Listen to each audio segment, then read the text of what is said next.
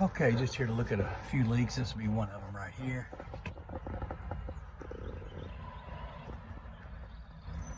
So that's been occurring for quite some time. They've used some kind of spray foam to try to keep the water out of there.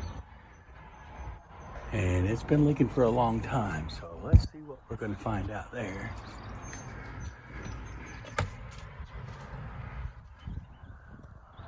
Well, there's a hole there. That's not helping. I don't know. It looks like some trees maybe have fell on this. And all that water just laying in there. There's holes here. So yeah, that's a bad thing. That's a bad thing. Let's see what kind of decking's on there. Looks like 1x6 decking. So that's going to be interesting. Okay, on this front section, these shingles were racked, and what that means is the seams here where they come together are all stacked all up on top of each other, straight up. All those seams, and the reason why is because they ran them like you would an 0-3 tab, just stood them straight up all the way down. You're supposed to stair step them, so they've only stair stepped a couple of them, then they go right back to the same pattern, straight up the roof, all the way. That doesn't necessarily mean it's going to leak, but that's not the way you're supposed to install them. We know there was a leak near the chimney in here. So this outside looks pretty good actually. All that is sealed up tight. There's a couple cracks in the asphalt. Doesn't mean a whole lot, as long as the water can escape.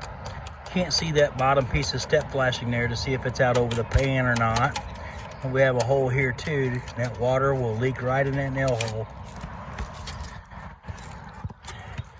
It'll hug the nail and it'll leak right in that hole right there. So that's gotta be fixed. The step flashing, oh, that flashing does come out on top, but there's a nail there again. So there's two leaks right there, that nail and that nail hole there. Because even if they would glue this part, all exposed nails should be sealed, they're not. But even if you was to put caulking on this part, that doesn't mean there's caulking underneath. Same way with that nail there. See, they put the nail there, but there's no caulking underneath it to seal the nail itself, because that water will hug the nail and go right through. Another spot on the chimney. This back pan right here, all the water runs down the roof. It fills up on the pan, and it'll drain off on each side. Well, this one here where it's going to drain off, see there's a tiny little cut right there because somebody cut that. So that water will hug that flashing and trickle in behind that and get underneath and hug that flashing, and it'll come right out here, and you can see barely from this angle that this is dipped down in there. So all the water that comes off of this chimney right here, as it fills up and drains off, it will hug all that and it'll drain right in that hole. It's a perfect hole for that water to just drain straight in there like that. So that's probably a good leak there. This side of the chimney, a little bit different. The water will fill up here, but it'll come out and it'll drip on this metal pan that's been dripping on for years. Here's all the debris, see that? That's where all the water's coming out. The debris wouldn't be there if the water didn't carry it there, because debris doesn't have legs. The only way it can get there is if water carries it in there. So that's where your water's rushing. It's coming out of here, coming on that step flashing or that back pan right there, and it's just falling out. Right here's where most of it's falling out. So see, it's not even near that flashing over here. So some of it, if it gets a lot of rain, can trickle over here, but there, and then that step flashing's kind of leaning that direction, but there should be a piece of step flashing under that. So this side over here, I don't think would be leaking. This here's another potential leak. The collar has fell down in there. So I don't know why they didn't stand that up when they done it, but anyway, that's an easy fix right there. You can just take a sleeve over it and protect that, because that water will build up in there around that hole and it'll leak in there. Okay, this thing has some screws placed in it, and the water's running down underneath the metal here, and once it hits that screw to get in that nail hole or screw hole, same thing there and there, that water will surround itself. That's been indentated a little bit anyway. It's pushing down on it. So all that water pools up on the back side of that, and it'll hug that screw and get in there eventually. And same thing over here with this screw. They shouldn't expose these screws like that. That screw could have been moved right here Could have lifted up that shingle a little bit, or this one up right here even, whichever one's loose, and put that screw right there and set out in the open where the water can leak around it. So that looks fairly secure there. Okay, on the back here, it looks like a repair was done.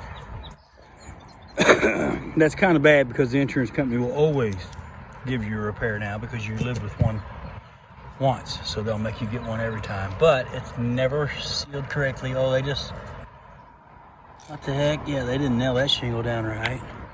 They added pieces that didn't belong. They overlapped them where they weren't supposed to be overlapped, so that's an improper repair. Now, whether it's keeping the water out, that's another thing. I'm sure it probably is. It never sealed to the shingle underneath, except right there where it was fresh. Never seals to the adjacent shingle. So it is keeping the water out though. So this section right here is not really steep enough for shingles because the gravity can't pull the water down fast enough before it'll fill up on the shingle and drain in the seams. So this pitch here, we'll get this gauge out.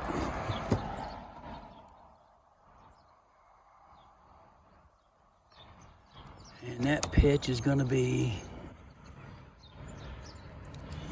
yeah, that's less than 1.5.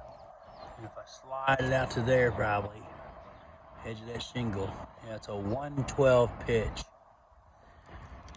So what happens is this shingle here is actually leaning backwards just a little bit, so the water will fill up on the shingle and it can't drain off, so it'll fill up and drain off where the seam's at.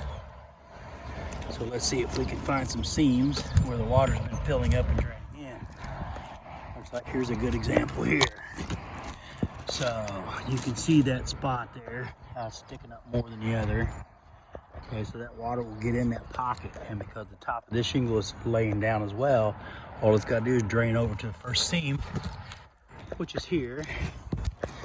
They got another seam here stacked, so this one's loose, so we'll see how much water's laying in there. Oh yeah, look at all the mortar stains. So all it takes is just enough. If there happened to have been a nail right there, it would have been leaking in it. But we don't want to take any of these loose that ain't already loose. Here's some. And then right over to that seam right there. That's all it takes. Same thing with that one. Right into that seam right there. So what a lot of guys will do, they'll drop this down a little further so you have your where you stack them across is greater than the 2 inches. Gives you an extra inch for that water to not be able to back in underneath them shingles there. But this roof, this has been done. This has been done after this one. This one's already been wore out. You can tell the difference. So this one here is probably the one from 2006. And then this in here was done later, and the reason why it wore out so quick because it's on a low pitch. So somebody redone this section with a matching shingle, and this one has plywood on it now instead of the 1x6 decking. But even at that, I can still see dips in there, but it's pretty strong. This is probably the best part, strongest part of the roof. Okay, there. On this side, some waters, very little because this is facing the opposite way of where most of the weather comes from. But any water that does get over here is going to drain right down into there. And then, of course, there's no flashing or nothing. And that's where it'll be draining in that hole there.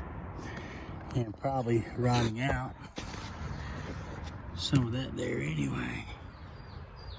Okay, these ridge cap shingles will show you how over time these shingles are going to lay down in every gap, every nook, every crevice in that roof decking. See how that is? Yeah, that was nice and tall, but now that gap has been covered and the shingle just falling in that gap right there. So you can just imagine how would that be able to drain down the roof if you had those pockets in there like that. So that roof would have to be really steep in order to have that water draining off that shingle. Because what would happen is, instead of the water draining down the shingle like it's supposed to, it's going to hit that hump, see, and the water will fill up here and drain off in the seams before it drains down the roof. So you can't use shingles on a lower pitch roof. It's going to cause a leak every time.